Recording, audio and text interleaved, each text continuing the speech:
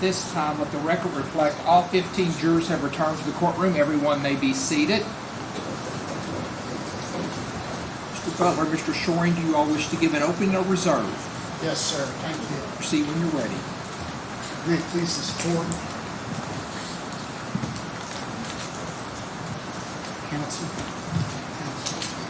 ladies and gentlemen, we certainly agree with Mr. Lawson on one critical point, and that is this is an absolutely heartbreaking case. It's a case about a young lady, 35 years old, Crystal Rogers, in Nelson County, who the weekend of July 4th, 2015, disappeared seemingly into thin air. Crystal Rogers comes from a large family in a small town. Immediately upon her disappearance, understandably, that family was terrified and panicked. And they began to pressure local law enforcement to find some answers and to find Crystal Rogers. And in the days, in the weeks, in the months, in the years that she was not found, that pressure increased and increased. Ms. Rogers' family formed a group that they called Team Crystal. And in fact, from a very early part in this investigation, they conducted their own investigation. They formed search parties, large search parties, searched all over Nelson County. They interviewed witnesses. They dug at different places, trying to find Crystal Rogers. They began to pressure local law enforcement, but local law enforcement almost immediately, certainly after her car was found, began to spend every waking hour on this case.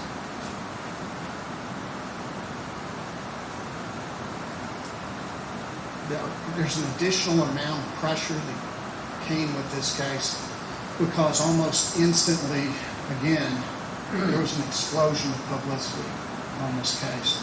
The likes certainly that Nelson County had never seen, and maybe that Kentucky had never seen. But it's local media, statewide media, national media, social media, pressure on this case. From the early hours of this investigation, Houck became the sole focus of certainly Ms. Rogers' family suspecting him. Certainly of the media suspecting him, and all the social media and Facebook detectives in Nelson County and around suspecting him. But most importantly, of law enforcement looking to him as the answer to a mystery that they could not figure out.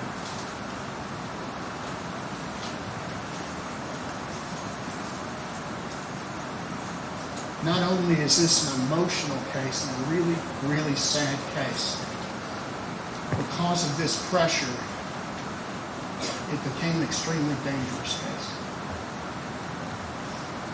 A case that's dangerous, the type of case that is dangerous to our system of justice, which is what we're here for today. You're going to see that this pressure eventually, not right at first, but eventually caused the facts and truths that we look for in the justice system to be replaced with suspicions, assumptions, guesses, and theories. It caused eventually professional, objective police tactics that we demand in our system of justice be used, procedures by police. It caused those eventually to be set aside and new tactics inserted that relied on coercion, manipulation, and bullying of witnesses. You'll see that from the evidence in this case. And it caused, ultimately, in this case, these two men, Brooks Houck and Joey Lawson, to sit here before you today, charged with horrific crimes that they did not commit. Trials are not about suspicions, guesses, assumptions, or theories. They're about facts and evidence that comes in. Quite frankly, with certainly all due respect, Mr. Lawson, what you just heard was just that. Assumptions, theories, and guesses. Brooks Houck is 43 years old. He was born and grew up in Bardstown, Kentucky. He went to high school there. He went to college at U of L. He got his bachelor's degree in business administration. From a very early age, Brooks began to acquire, like in high school, he began to acquire rental properties. He would fix them up, rent them out, acquire more, and eventually became a builder. So over the years, he built up a very successful business. He had lots of properties,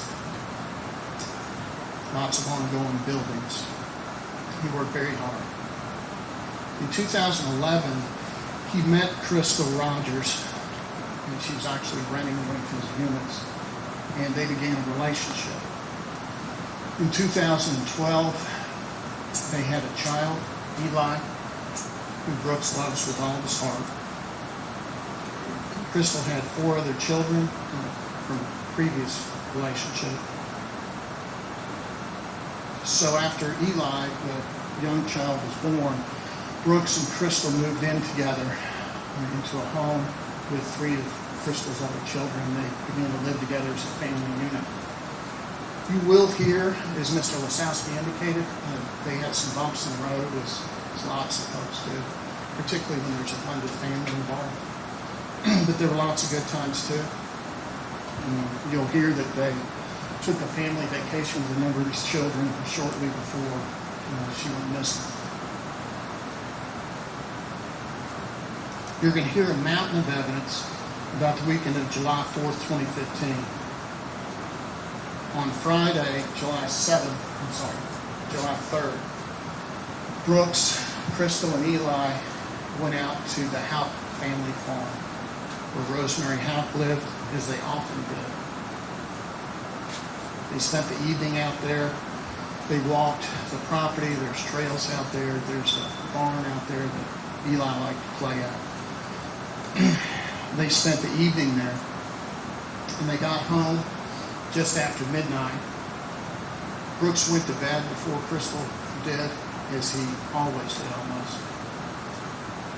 In the morning he woke up, Eli was in the bed with him. Eli slept in the bed with him anyway, on a regular basis. But he woke up, Eli was in the bed, and Crystal was not there.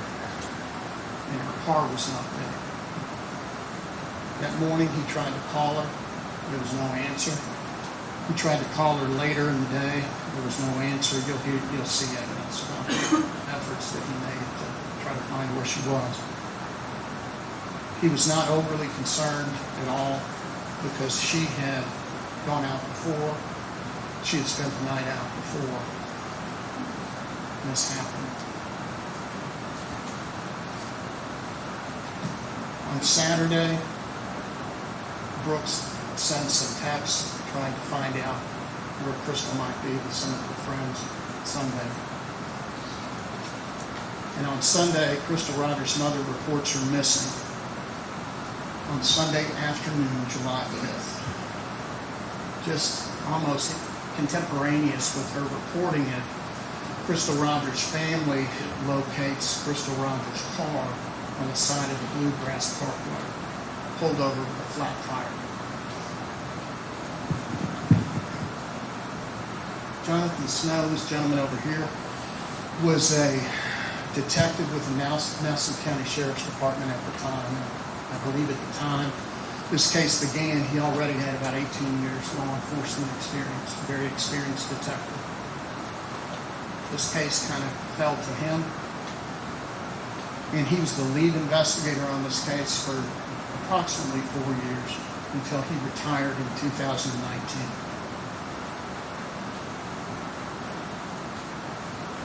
You're going to hear that in the first year and a half alone of that 4-year period, he put in an estimated 3,100 hours of his regular work time, 400 hours of overtime, exclusively on this case. Over the next 2.5 years, he put in thousands more hours on this case before he retired. In his own words, this case became his life.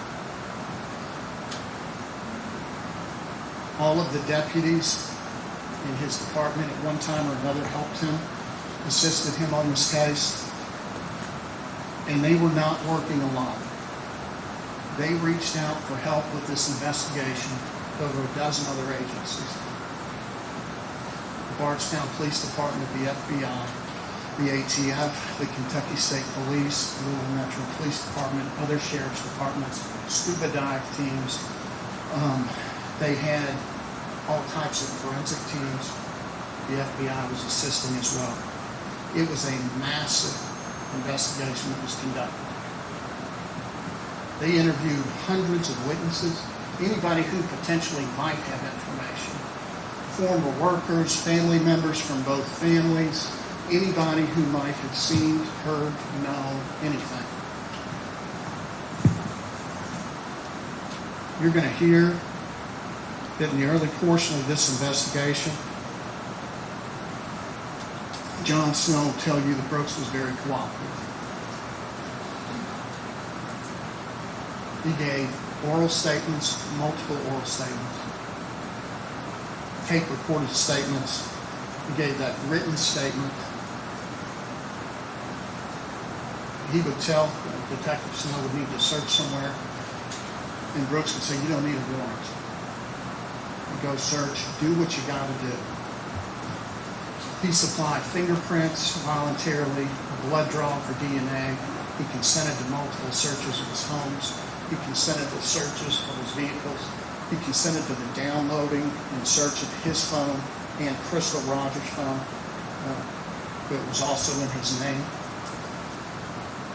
There's one conversation in particular that's on tape, and John Snow calls and asks Brooks, I believe it's to come get fingerprints, and Brooks says, if you need anything, I'll run to the police station and give it to you. This is despite knowledge that Brooks Houck had that he was the target and the focus of this investigation. During his first 4 years, the police interviewed, as I indicated, workers, neighbors, family members. Some of the individuals that you've heard can be called in this case had already been interviewed by John Snow back in 2015, 2016. Snow and his team viewed hundreds of hours of surveillance video. They pulled it from all over Nelson County of the relevant time frame and viewed it. They collected and downloaded cell phones from a number of individuals, Brooks, Crystal, Brooks's family members, and the people that you've heard, some of the witnesses here that are going to testify in this trial. They used equipment. There's equipment where you can hook up phones and pull stuff off of the phones.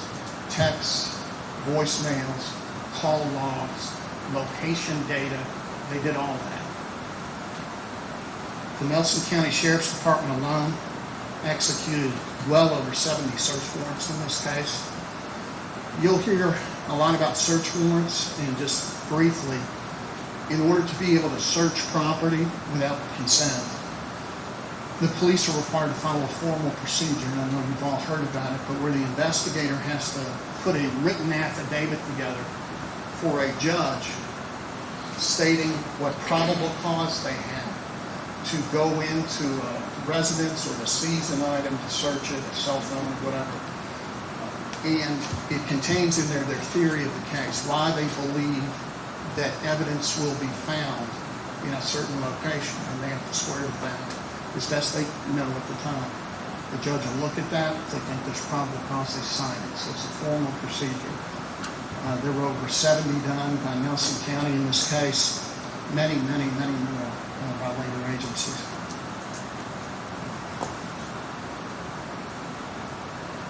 Show 1, 2, and 3, please. This is just a representative example of some of the searches that were done during John Snow's time with the case. Brooke House's home, which is not the farm, his home was searched multiple times. The Houck farm was searched multiple times. A number of Brooks Houck's rental properties were searched. His brother's home was searched. Multiple lakes and ponds were searched. They used four-wheelers, helicopters, dive teams. They thoroughly processed Crystal Rogers' car. They used equipment, excavators. They busted up driveways. There were multiple dig sites. They used chemicals to look for blood. All of the things that you could possibly imagine to search. It was an exhaustive investigation for any form of evidence to make sure what happened in this case. John Snow retired in December of 2019, went on to another position elsewhere. And at the end of his 4 years, this is where the case stood. There was absolutely no sign of Crystal Rogers' body. Every single theory that they had, every lead that they followed, every affidavit that they swore out for a search warrant to look here or there, was wrong. There was no evidence of any kind, of any cause or mechanism of her death. And that is, we're all assuming that she is deceased. But no evidence of how she may have been killed. A shooting, some other type of violent death. There's absolutely no evidence and absolutely no idea that anyone has. There's absolutely no evidence, assuming that she was killed, of where she may have been killed. There are theories and guesses and assumptions, but there's no evidence. A crime scene might be here all the time. The scene of a crime would be investigated. There's no murder weapon that you would hear about in a case of a homicide, of a knife or a gun or some type of tool that could give us evidence, or ballistics, or something connecting it to a violent death or to a suspect. No.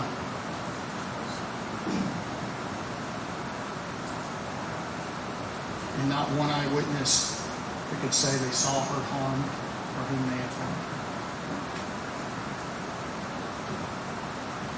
Now, mistakes were made during the course of this investigation, and I'm not even talking about Deputy Snow, but in the early part of this investigation, some things happened because of this pressure, because of this publicity that should never happen in a criminal case, and investigators would agree with you.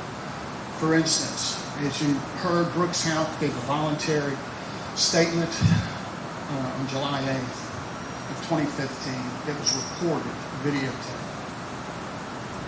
Normally in an investigation, that's going to be held by the investigators. They don't want that out where potential witnesses can see it and maybe conform their testimony or do whatever down the road. They keep that to themselves through a process that was not Nelson County Sheriff's fault. This got released in October of 2015, his statement to the police in its entirety. And it went straight to the Gazette, I think is the name of Nelson County's main paper. It went straight to YouTube. It got over 10,000 views in a short period of time and thousands of shares. So this gets dispersed all through the community of Nelson County. for potential people who are going to be interviewed at some point to review Brooks Houck's statement. There are podcasts that pop up all over the place with theories, all type of internet opinions out there, constant barrages. And then in 2018, the Oxygen Network does a national mini-series on the case of Crystal Rogers' disappearance and interviews witnesses and family members and gets a hold of certain pieces of evidence and puts those in there, interviews some of the investigators, and runs a 6-part series for it to be viewed by certainly everybody involved. The reason the investigators don't like that is because that taints what witnesses may say down the road. This brings us to August of 2020.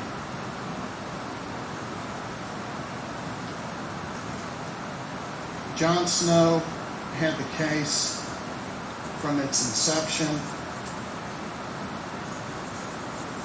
July 5th of 2015 until December of 2019.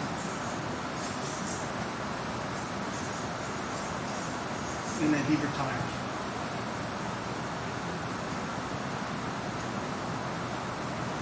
In August of 2020,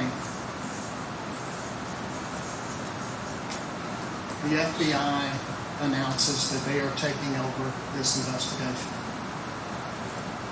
The FBI had already been involved in Deputy Snow's request. They had been providing assistance all along. But at this time, they came in and took over and made an announcement, a public announcement, that this is now their case. They assigned 3 agents exclusively to this case. In a massive undertaking, the FBI at that point in 2020 begins pouring unimaginable resources into this case. They have, the feds have mountains of resources, more than certainly local Kentucky law enforcement does. They bring in manpower, expertise, and effort to this case in a way that is really unprecedented, certainly in Kentucky. They immediately get multiple search warrants, again for the homes of Brooks, his brother, his grandmother, the family farm, several of his properties. The FBI gets affidavits and search warrants for these areas. And if we could show 4 through 9, these are again just some images from some of the scale of these searches that occurred back at the beginning of 2020, 2021. They interviewed dozens and dozens of witnesses.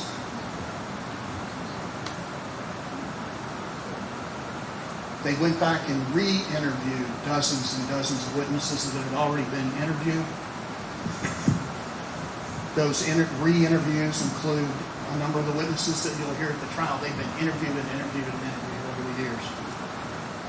They re-examine the cell phone information. They apply new technology to the cell phone information, including this 1207 phone call from Steve Lawson to Brooks Houck that Mr. Wasowski talked about in his opening. That 1207 phone call from Lawson to Houck was known about in the first days of this investigation. That was nothing new. The cell phone data for Steve Lawson was acquired early in this investigation. The FBI takes a fresh look at that. They worked tirelessly with massive resources through January of 2022. And at the conclusion of January of 22,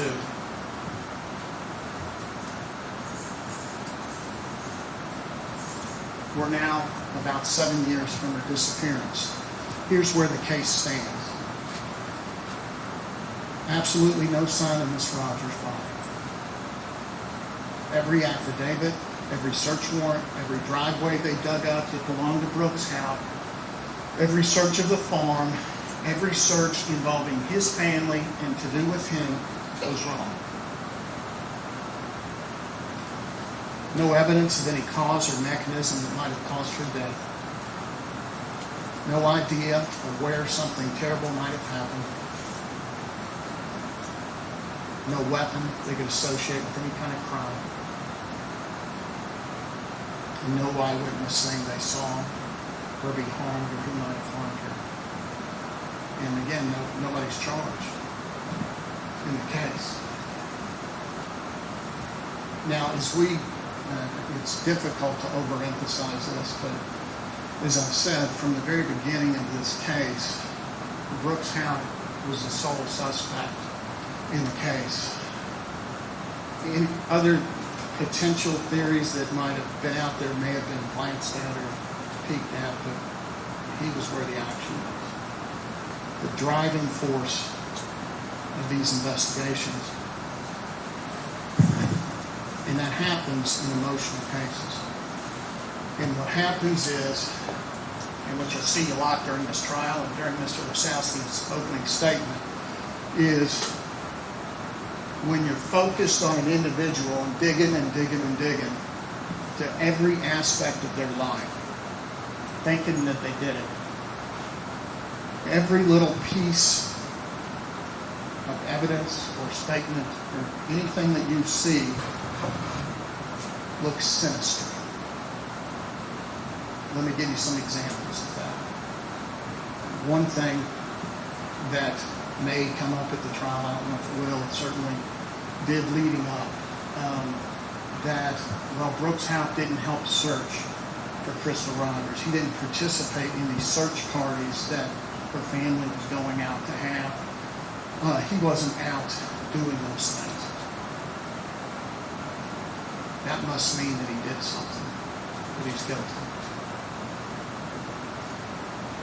But the evidence will show that the truth is that Brooks was advised by the Nelson County Sheriff's Office wisely to stay away. There was animosity that had built up immediately by the family's suspicions, where there may have been problems if he's out there doing it. In fact, there was a news conference held by the Nelson County Sheriff's Department the day after her car got found, on July 6th. That's how early we are into this. And the elected sheriff in Nelson County, at the press conference, says Brooks has been extremely cooperative. The Crystal Rogers family's at this news conference, lots of reporters already. Brooks is not there. The sheriff says, I asked Mr. Houck not to come. I didn't want any controversy, problems here in the office, so I asked him not to come, and he's in the clock. You get another piece of evidence, okay, as Mr. Wachowski mentioned in his opening statement, well, Brooks Houck got his windows tinted on his truck before Miss Rogers went missing. Aha. He didn't want anybody to be able to see whatever was going on in his truck that night. So he tinted his windows. What the truth is, and what you'll see, is that their son, Eli, 2.5 years old, had a significant eye condition that made him sensitive to light. You'll see medical records from that. He's had surgeries on it. He had to wear special glasses and is still hampered by it today. Crystal Rogers' windows were tinted in her car.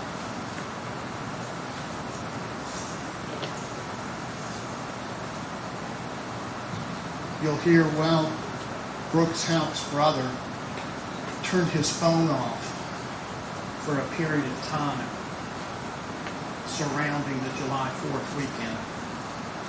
The evidence will show that he did do that. You'll also hear that Nick Houck, his brother, and his girlfriend were moving that weekend and were in a fight, not a fight, a dispute, disagreement, argument over the move and that his tendency was to ignore her when she was angry and blowing up his phone.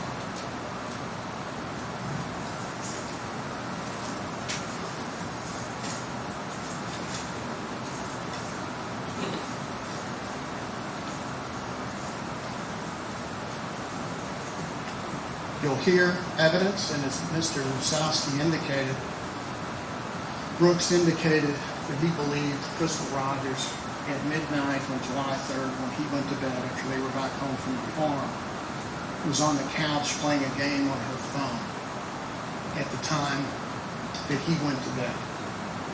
The forensic evidence shows her phone was not on at that time. You're absolutely correct about that. What you'll see, though, is that what he actually said is that that's what she normally does when she goes to bed. There was not any big red flag to have him pay particular attention that night when he went to bed to what she was doing on the couch. That that's what she normally did. You'll also see that in the early searches of Brooks' Houck's home, there were boxes of electronics taken out of the home, many of which are capable of playing games.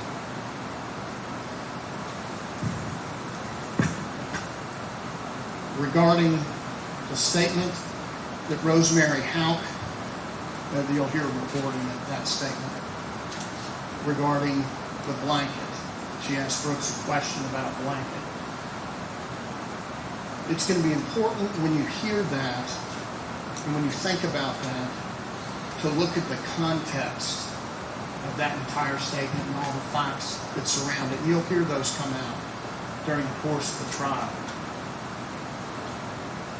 In this recording, well, first of all, what you're going to hear is when the Houcks became the focus of this investigation, in the first day, couple of days, the pressure on that entire family was intense. They were having searches conducted on the property. They were having cell phones taken as the investigation went on. There were people accusing them of crimes. They were receiving threats, and they circled the wagons. They got to a point where they didn't trust anybody because it felt like the whole world was coming down on them immediately.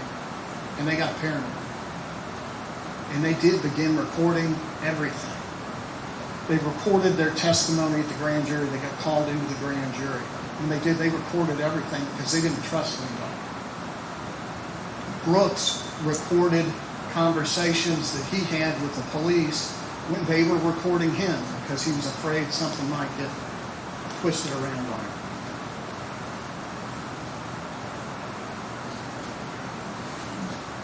What you'll hear in the recorded conversation that Mr. Lawson talked about the blanket, that is the day that Nick Houck, who was a police officer, had his cruiser seized on July 9th by the investigators in this case to be searched in this case because they were searching everybody's vehicles.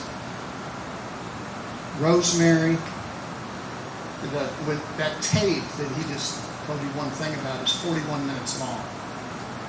And it appears to be inadvertently turned on because it begins and it's got Brooks Houck sound like sitting around the table with his brother and his mother, who they think and argue are in this big murder conspiracy. A couple of days after it occurs, and the recorder kicks on and they're talking to each other. And they talk for 10 minutes.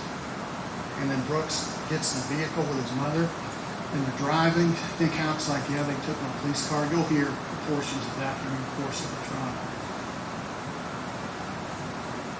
And yes, at this point, Rosemary says that blanket, something to the effect of, that blanket that's yours. Nick was worried about that. Is there anything going to be on that? And if you're looking at it through a sinister, and he says no,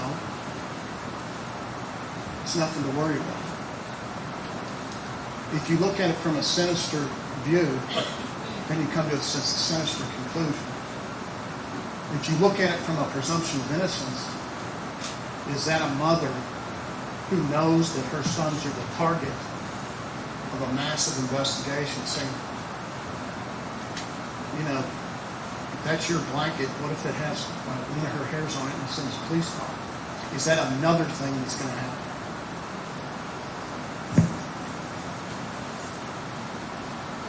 Again, and most importantly, we'll continue to come back to the evidence in the case. Nick Houck's police car was seized. They did find a blanket. It did belong to Brooks. It was in Nick Houck's trunk. It was examined thoroughly, forensically, with all the tools they've got. And there's not one speck of evidence, DNA, fiber, blood, body fluid, anything that connects that blanket or anything about that vehicle with Crystal Rogers. That tape that they're speaking of was recovered in 2020 back here. Yeah, I was involved in some way trouble.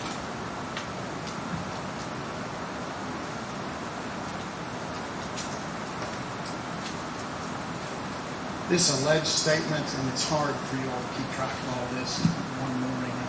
We've had a case for 2 years. But Ms. Wasowski mentioned a man named Danny Singleton, who says he was approached by Rosemary Houck at some point prior to Crystal's disappearance and solicited. You're going to hear from him. You're going to hear the circumstances of how that statement came about. You're going to hear that he had given multiple statements to the police before this, saying that, I don't know anything about this. He's asked directly, did Rosemary or anybody in his family have anything to do with this? He says, no. Then he gets arrested. He's in jail at the time they come talk to him about this and ask him a leading question about that. He gives the answer, yeah, Rosemary approached him. You're right, she did. And then his felony charges get amended down to a misdemeanor, and he gets out of jail.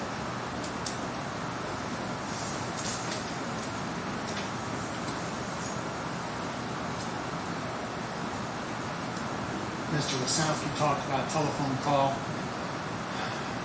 And again, you'll see all this and be able to process a little better what's in front of you. But Brooks Houck is giving a statement to John Snow on July 8th of 2015. A long statement. His phone's being downloaded during the course of it. And Deputy Brooks asked him, well, you got a call at 12:07 that night. Who was that? Brooks was like, I don't remember. Can you just call the number back? And the phone was being downloaded, and the deputy says, yeah, I'll bring it in a minute. He brings the phone in after it's finished being downloaded, and Deputy Snow tries to put the number in. He's like, I don't know how to work your phone. And to find out who this number is, because he doesn't have the number memorized. And Brooks punches in the numbers like, just call us, and he puts it on speakerphone. And the name pops up, and Steve Lawson. And he says, it's Steve Lawson, the guy that works for him. He has tons of contractors that work for him all over the place. You'll hear that Steve Lawson starts talking about, I was looking for the numbers on a house, rental house. You'll also hear evidence that Steve Lawson's, not daughter, but stepdaughter, had rented from Brooks, not paid her rent, been evicted, and then later was trying to rent from him again about a rental house.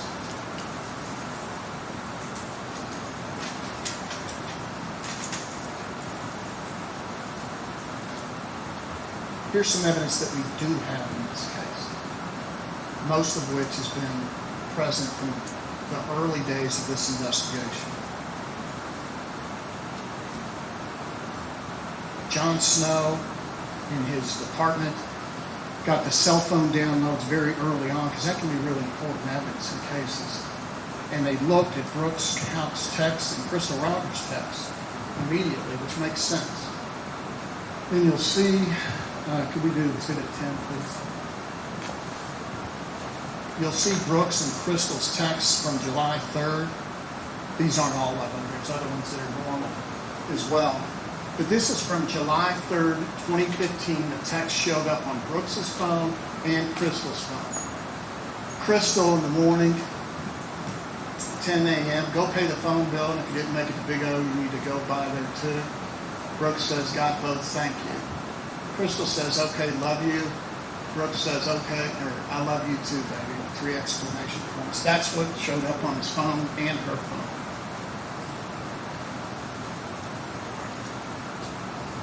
You're going to see that further review of their texts show no threats about Brooks. I mean, they got all of their texts. No violent words between the two. Other evidence in the case. Now, Crystal's car, when it was found on the Bluegrass Parkway, was properly taken by Nelson County, taken to a secure facility and sealed, and then examined by forensic examiners. Her cell phone, her purse are on the front seat, and the keys to her car on the ignition. So they processed the car completely. You'll see that on her cell phone, there's an identifiable fingerprint on Crystal Rogers' cell phone. It's, sometimes they're smudged and you can't identify them. This was an identifiable fingerprint on her phone. So, of course, they compare that, start comparing the print on her phone. It's not Brooks' Houck. It's not his brother. It's not his mother. They compared it to, I believe, every member of the Houck family. Later in the investigation, it gets compared, and this is years later, they preserved the fingerprint. It gets compared to Steve Lawson. It gets compared to Joey Lawson, and Charlie Girdley, and they are excluded as donors of the fingerprint on Crystal Rogers' phone that's found in her car.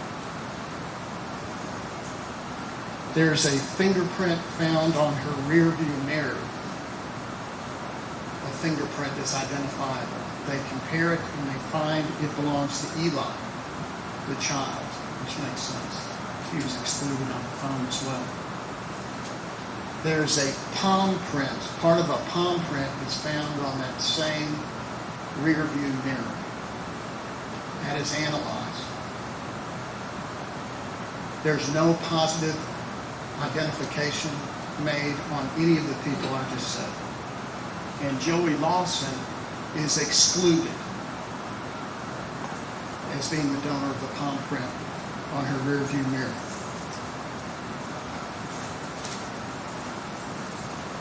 Her car is swabbed for DNA. And DNA doesn't have to be body fluid of any kind these days. It can be from sweat or from handprint. My DNA's on this morning. But they swabbed the entire car as they should have for DNA. And it's certainly all the most common areas where you would expect to find it. The steering wheel, whoever was driving this car, the gear shift, the doors, getting in and out of the car. You will see that and they looked for hairs, every single type of evidence you can look for in the car. You're going to see that there was Crystal Rogers' DNA comes up on the steering wheel as you would expect.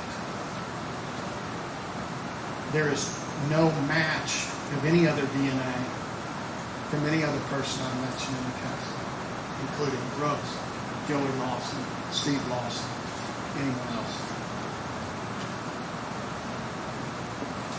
They find a whole bunch of hairs in the car, and you'll hear testimony. Hairs fall out all of the time. People lose like 100 hairs a day on average, and they're easily transferable. You can step on them, drop them into your house, and I could have Brian Butler's hair in my car.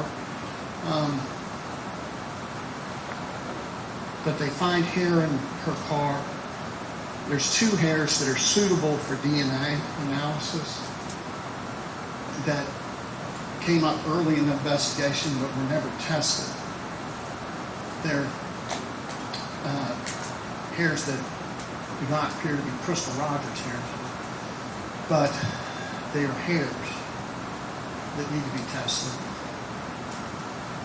The Commonwealth made a decision not too long ago to not test those hairs, to not do the DNA analysis on those hairs because of the length. They were long, and they didn't believe from the way they looked that they were going to match Joey Lawson or Steve Lawson.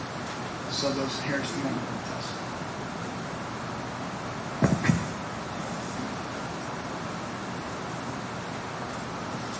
In January of 2023,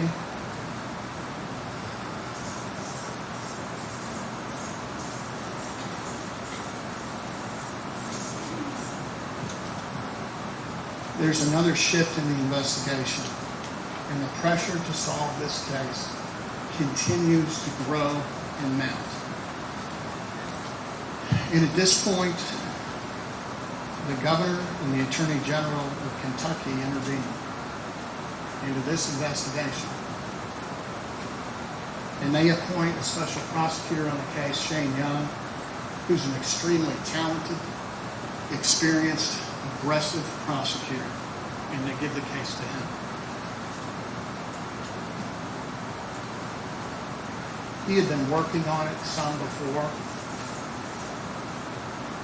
and he had recruited or brought with him or asked two aggressive Kentucky State Police detectives to help him with this investigation.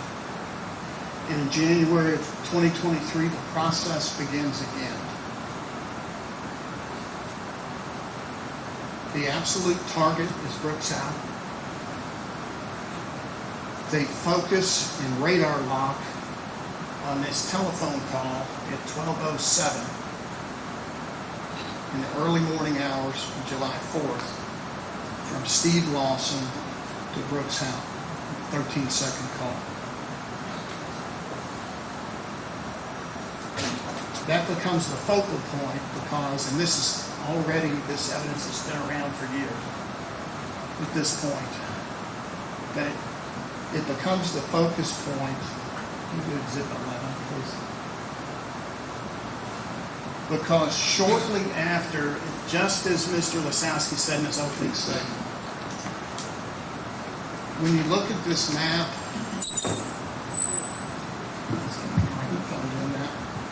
okay, this area over here is Bardstown, Kentucky. This is the Bluegrass Parkway right here, okay? This is the location where Crystal Rogers' vehicle was found. So shortly after that 12:07 phone call, Steve Lawson's phone records show that he began to move west in this direction, out to around this far, and then back towards Bardstown.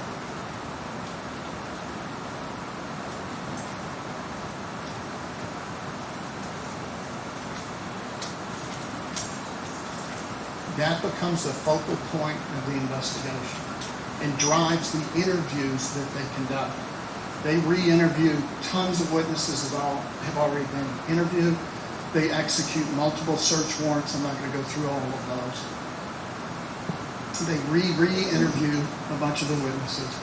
And one of those witnesses is a guy named Charlie Girdley, who Mr. Lasowski, I believe, briefly mentioned in his opening statement.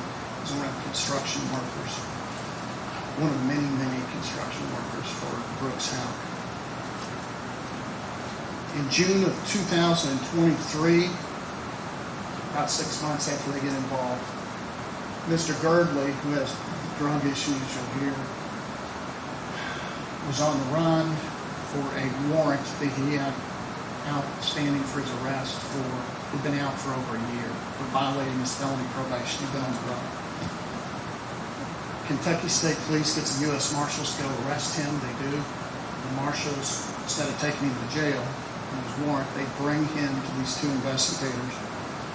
Luckett and Harden are their names from KSP. They're newly appointed or newly working detectives. Charlie Girdley that you'll hear, had previously given statements to John Snow in 2016, the FBI in 2021, denying any knowledge about any of this, and gave his version of what he was doing that night. He had a pre-party he was going to for the 4th of July. His daughter was driving him around. He got paid by Brooks on Friday, early afternoon, like he always did. Went to the party and didn't know anything about it. When they bring him into custody in June of 2023, you will see and hear a lot of the things that occurred. And we're going to ask that you pay particular attention to his testimony and to what occurs. This is the point in the investigation where you will see it switches from the approved, accepted police tactics that we demand to the dangerous tactics of manipulation, coercion, bullying. You'll see that they tell Mr. Girdley that he's involved in this crime, that he's involved up to his neck. They tell him that he helped move her car. They tell him the Lawsons are involved based on it. They say, we know who wanted it done.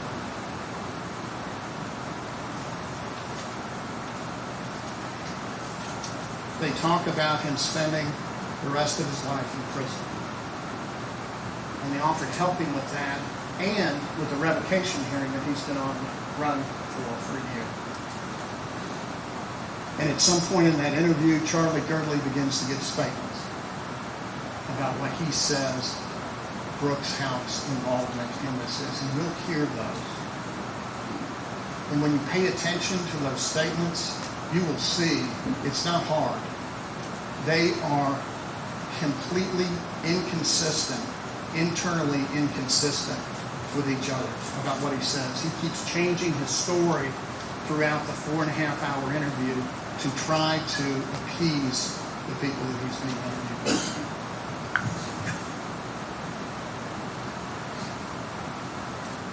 At one point, they press him for details about, well, Brooks Houck is supposed to have given Joey Lawson a set of keys that night. Crystal Rogers' keys. You'll hear each version of that he gives in an effort to get them to quit questioning him. With different places that occurred throughout Bardstown, different times that occurred throughout Bardstown, different people who were supposed to have been present, vastly inconsistent. And none of them are consistent with the phone evidence that you'll see in the case, which is why Charlie Girdley couldn't get it right. The phone evidence that the Commonwealth has Brooks Houck out at the farm, the family farm where he said he was that night. Charlie Girdley, in these statements, has him over at this address in downtown Bardstown. They're 10 miles away. Different addresses all over town trying to get it right if you can.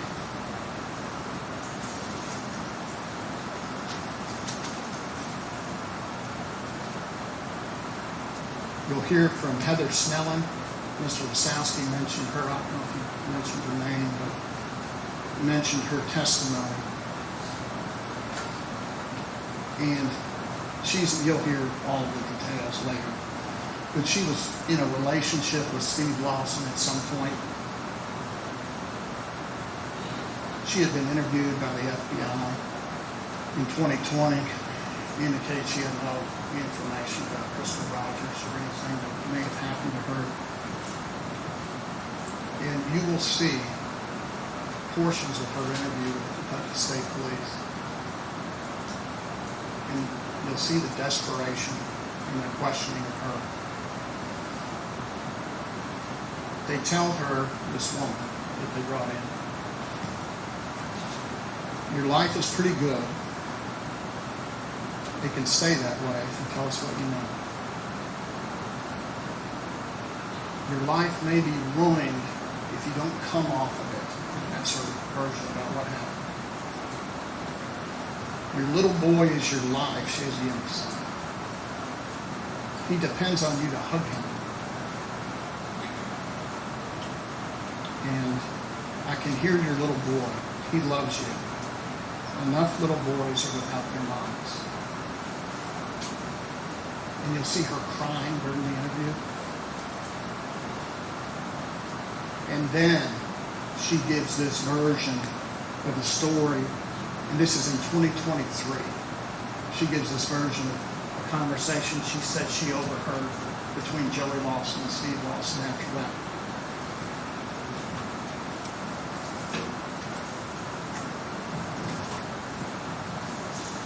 That's in September of 2023. And you'll see this during the trial, this document.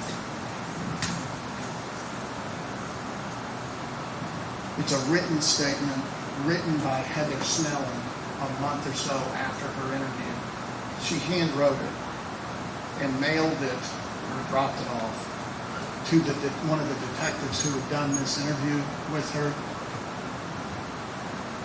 She says, I did not know any information about what happened to Crystal Rogers. I also do not know who was involved.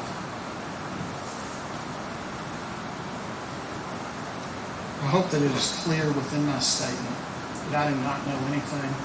I tried to tell you all that and felt as if I was being pressured into saying things that are untruthful on my behalf. And this woman gave this to the police.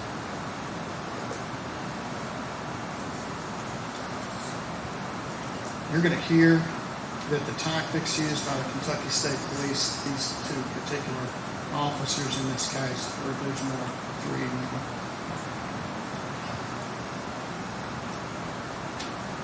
The tactics that they used in order to get statements that supported their theory. The police are trained not to give promises of leniency, which they do throughout. They're taught not to threaten inevitable consequences, that is, you're going to go to prison. And they're taught not to supply any details to witnesses that may come out in a later statement, which they did. And they're taught that not because these tactics are mean or rude, but because of the danger of producing untruthful results. So based on this new theory, Brooks Houck gets indicted in September of 2023.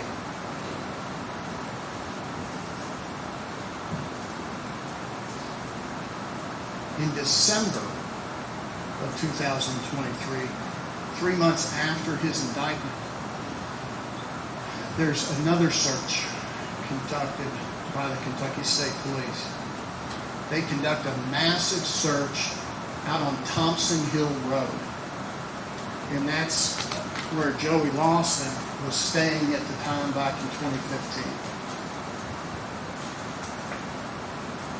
And you can go through one of the pictures. The FBI, the Kentucky State Police, brought in anthropologists, ton of manpower,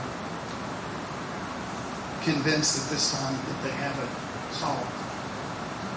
And they dig, and they excavate, and they search for 3 days. And nothing is found. Not one piece of evidence consistent with their theory of the case. They were wrong again.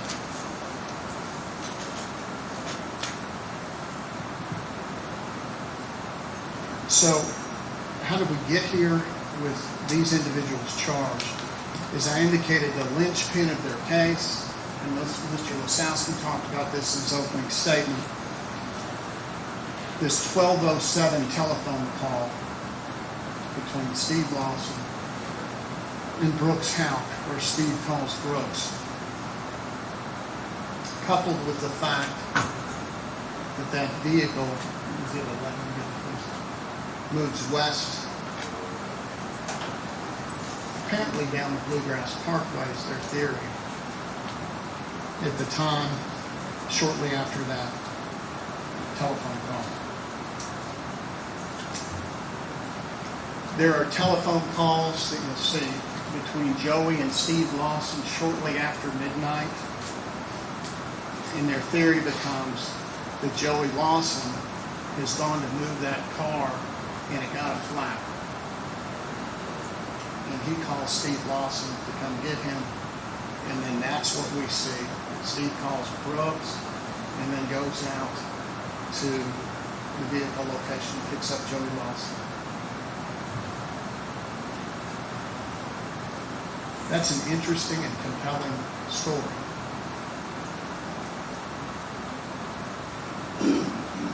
The problem is that this driving theory, this linchpin of their case, is absolutely wrong.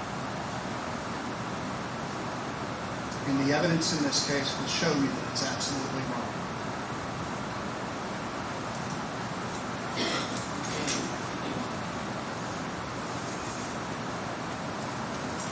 By way of background,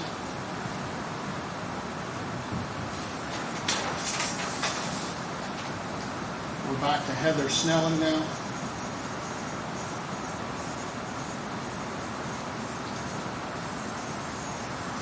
Here's how she initially came into play. Steve Lawson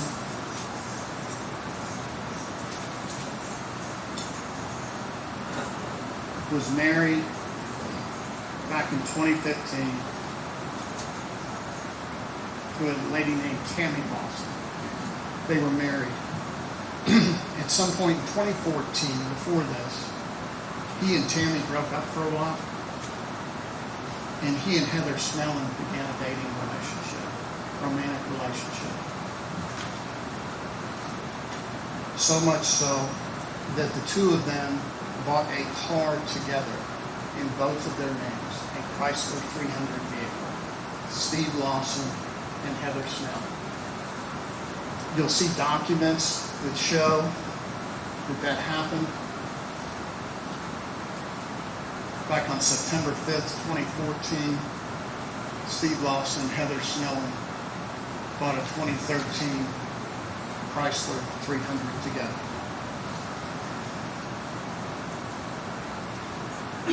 Her testimony will be, we anticipate, based on their earlier statements, that on July the 3rd, okay, let me back up. After they bought this car together, they broke up, which was a problem because they both had keys, they both wanted the car. Steve went back with Tammy, and Heather Snelling gets with another guy, but they both got keys to the Chrysler 300 and they both want the car.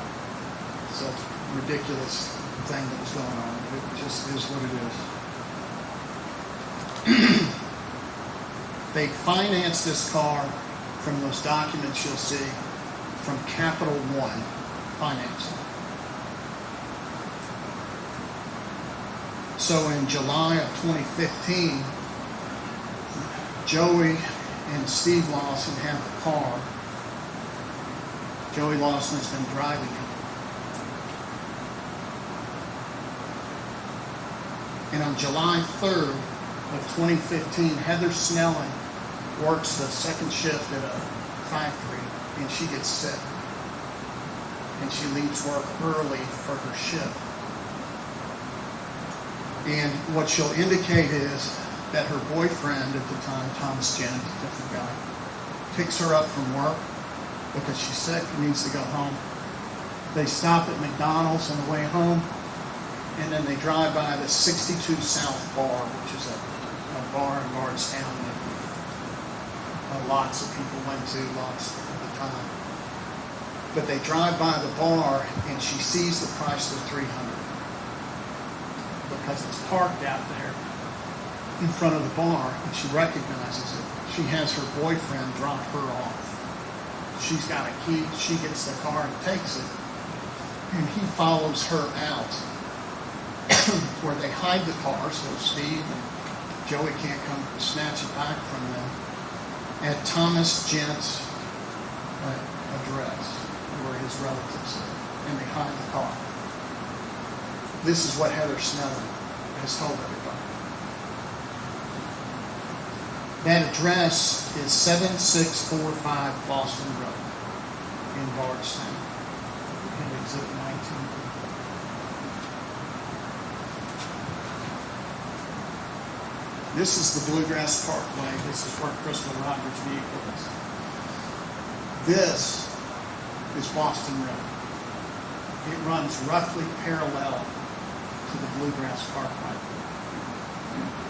This is the location, the address, where Heather Snelling indicated before she's looking at any maps or knows anything about any of this. Yeah, that's where we put the car. And then it was stolen back within 24 hours by Steve and Joey Lawson. Because Steve and Joe still had a key.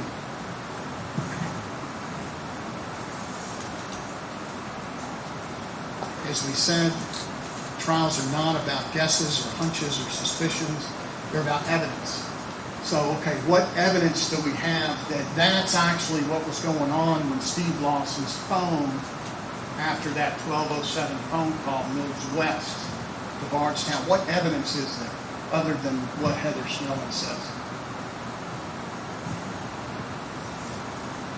Well, the FBI back in 2020, after hearing this, they subpoenaed Heather Snelling's work records for July 3rd, 2015. Let's see if she was sick. Let's see if she left early. And the answer to both of those is yes. She was sick, and the records indicate she left at 10:07 p.m. ill.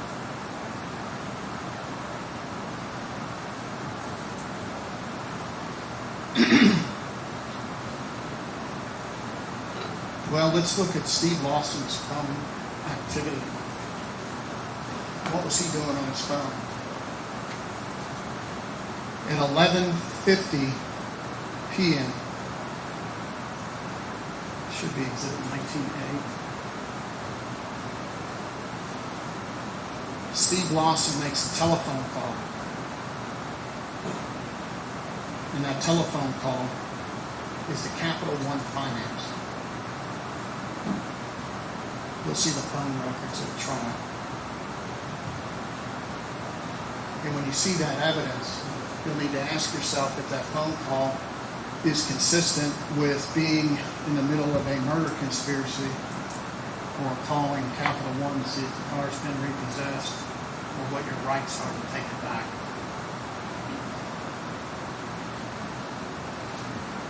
His phone does begin to move west. You'll see from his phone activity, he does a people search to get addresses. Can give addresses.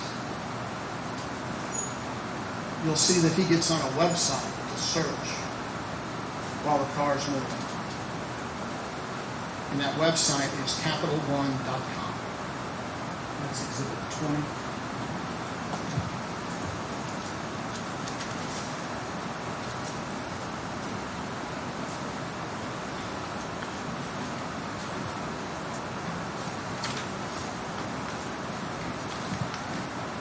It begins to become clear that Steve Lawson is going down Boston Road to look for the Chrysler 300, and they either took it back that night or got it the next day that they were looking for it. Because there's text activity that you'll see between he and his wife, Tammy, that indicate clearly that the discussion is about the car. Tammy says you need to call and see if it's stolen. Steve, I swear you do. What other, I'm sorry, Tammy, his wife, that night also calls Capital One 3 times and calls the Nelson County Sheriff's Department.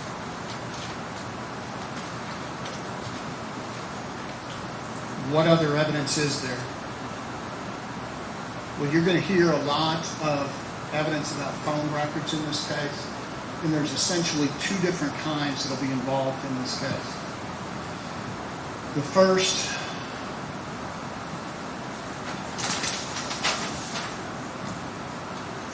we're going to say CDR, it's call detail records.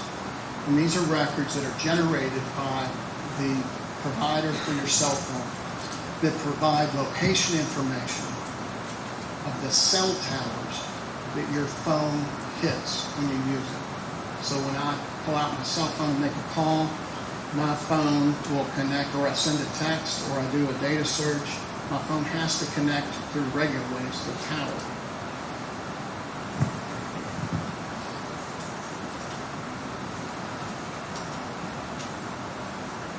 Exhibit 22 and 23. This is evidence that the Commonwealth provided in their report.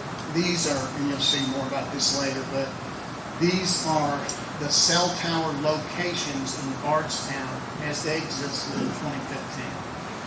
This is the Bluegrass Parkway. This is Boston Road here. This is closer up of the Bluegrass Parkway. There are cell towers that go all the way down the Bluegrass Parkway. This is Boston Road. There are no cell towers on Boston Road. Okay.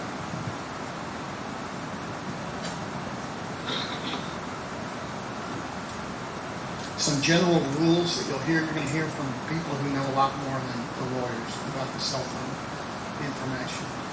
But some general rules that you're going to hear are that a call, text, or data, when I use my phone, the general rule, not always, but the general rule is it's going to connect to the closest tower, unless there's some reason it can't. The tower's full, or it'll go to another one. But the general rule is it connects to the closest tower. The second is that they will connect to the panel, the sector of the cell tower that is facing them. And let me explain that. Could we show the sector diagram? Okay. Cell towers, you'll hear from the experts in this case. This is the top of the cell tower. Those big cell towers you see all over town have three panels that are like receivers that take the radio waves in. And those are sectors, 120 degrees each. So they form pies. And it won't tell you, it won't pinpoint where a telephone is, but it gives you a really good idea of what direction the call or text is coming from, where the phone is shooting it off from. And the general rule is that it's going to go to the sector that it's facing. If I'm down here, it's going to hit this. It's not going to go around or anything. Does that make sense?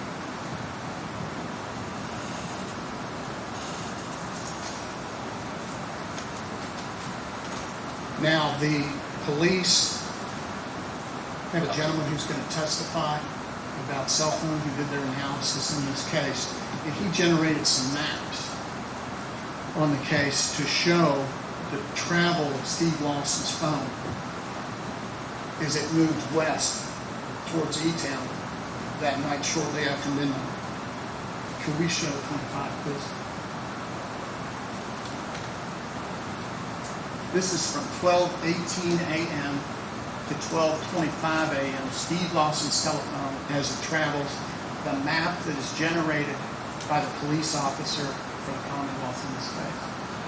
And what you'll see, these show the sectors that the phone is hitting off of. This is the Bluegrass Parkway down here. This is the vehicle location. What you'll see is if you take a simplistic view and you just look at the cell tower it's hitting, it looks like, because of the placement of the cell towers, this car is going straight down the Bluegrass Parkway. It hits this tower, this tower, this tower. They're right there next to the Bluegrass Parkway. That's where he is. The problem is there's a lot more to it. Because as you can see from the map, this cell tower is located south of the Bluegrass Parkway. But these two are north. And the information, it's a long string of numbers. It tells you exactly what panel, at what second that call hits on that tower. And what you'll see is his activity every single time. during his movement hits here, facing north. And this is Boston Road. Can we do the next slide, please? Their expert also did a map of the car. Remember, it travels back from mile marker 14 as well. Here it is from 12:25 a.m. through 12:31 a.m. moving this way, coming back to Bardstown, heading north and north.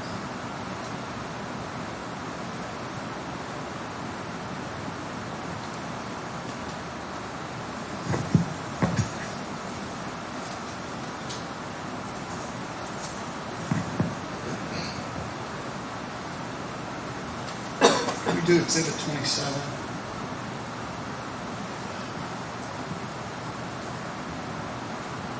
On this particular map, this is the Bluegrass Parkway. This is one of the data points from Steve Lawson's phone. This is Boston Road. You'll see this tower hits, but this tower up north, you're going to hear testimony that it hits on one time.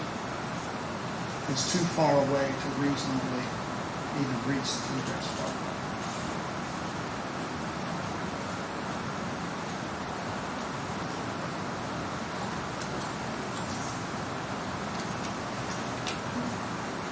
Now the second kind of cell phone data that you can hear about, I'm going to call it NELOS because that's the acronym that they use for AT&T network providers. It's network location data. It's a little bit different from the CDR cell tower stuff that we talked about. NELOS gives specific information about the whereabouts of a device, not the cell tower, but it's trying to find the device, along with a timestamp. And this particular type of data is gathered by cell phone companies to try to pinpoint, for proprietary reasons, where a device might be to send coupons or to see where you shop or do those types of things. Some NELOS data is reliable. Some of it is not. And you're going to hear testimony about that. The distinction is, the way the expert will describe it is, NELOS data will try to pinpoint a device, and it will give you an estimated radius of where you could expect that device to be. And some of those radiuses are small, and some of them are really big. Our expert will tell you, and he'll tell you why much better than me. But if you have a radius that the NELOS data is suggesting that is greater than 600 meters, it's not reliable because it is just using one cell tower to gather that information. That's the simple explanation for it. If the radius is that NELOS information gives you is 600 meters or less, it is highly reliable. And the reason it's highly reliable is because at that point, when you start getting a radius of 600 or less, the device is being triangulated or multilaterated by several towers, which increases the accuracy astronomically and tell you where that device is. The NELOS location data in this case was subpoenaed and gathered by the Commonwealth in this case because they do it all the time in investigations because it's reliable. Plugging that data that the Commonwealth collected for the NELOS through the years of investigation on this case and looking only at hits that are 600 or less, the reliable hits. Can we show exhibit 28, please?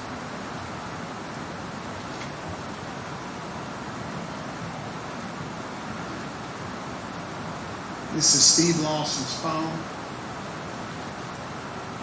At 12:07, 12:07, and 12:08, 3 separate contacts. Hits. This is Boston Road. This is the Bluegrass Park down here.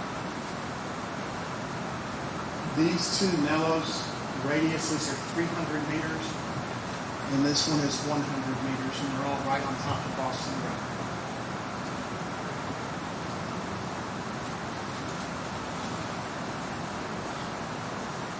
On the way by, I'm sorry, that was Exhibit 29.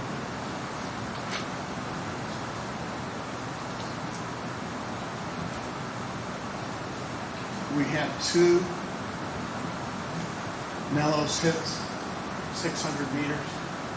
This is Boston Road. This is where the Chrysler is located. This is the Bluegrass Park.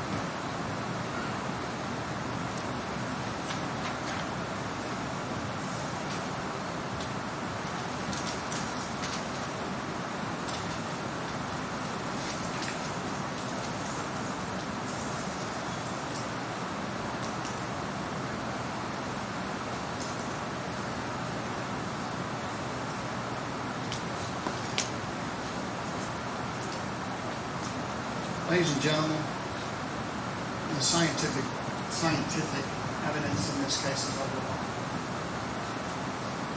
Mr. Lawson mentioned something about witnesses talking about a car being there at 10:30 p.m.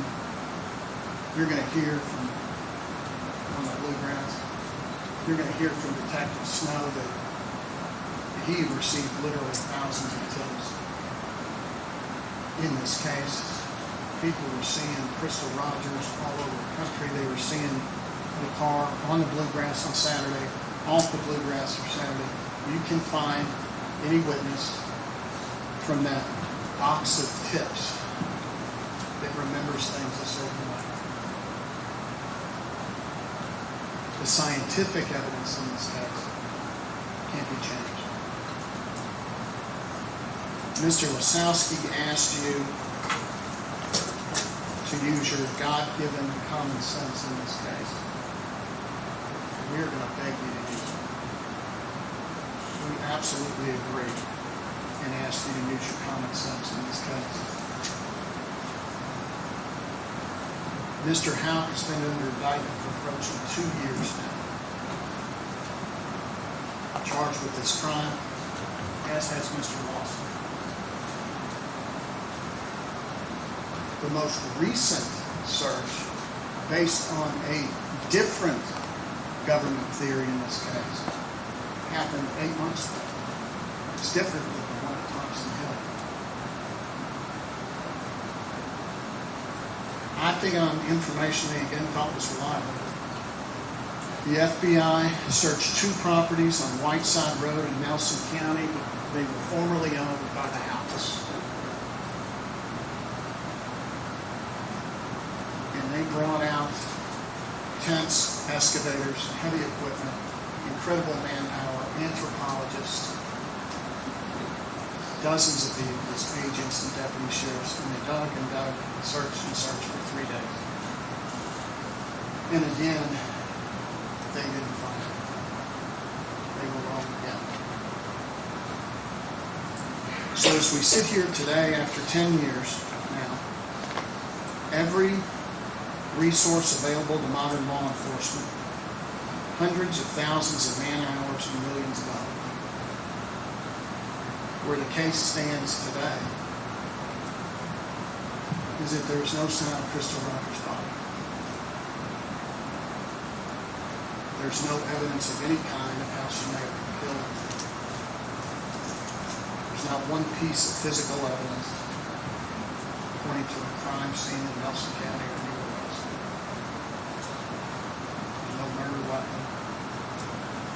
There's not one eyewitness who would say they saw her armed or a man harmed her. What they have is the very same knee-jerk suspicion that Brooks had that they had from the early days of this investigation. And what they've added is a former worker, a former girlfriend, who've given hopelessly inconsistent statements under shocking interrogation times. Their entire theory about how this happened in the early morning hours of July 4th is destroyed by their own evidence. Ladies and gentlemen, trials are not about assumptions, guesses, speculation, or even rage. They can't be. They're about facts and evidence. We're going to ask that you look very closely at the evidence in this case. And we're convinced that if you do that, you're going to find Brooks, Houck, and Joy Lawson not guilty. Thank you very much, ma'am. Ladies and gentlemen, the jury, we're going to take another break now. We've been going a little bit here. The same admonitions are in place. Do not discuss this case among yourselves. Do not let anybody discuss this case with you. If anybody attempts to discuss this case with you, I need you to legally report that to me. And I'll make up your mind until you've heard all the evidence, received the instructions from the court, and all the jury room to consider what your fellow jurors have to say about the case. We'll take a 15-minute break. You may go with the vote.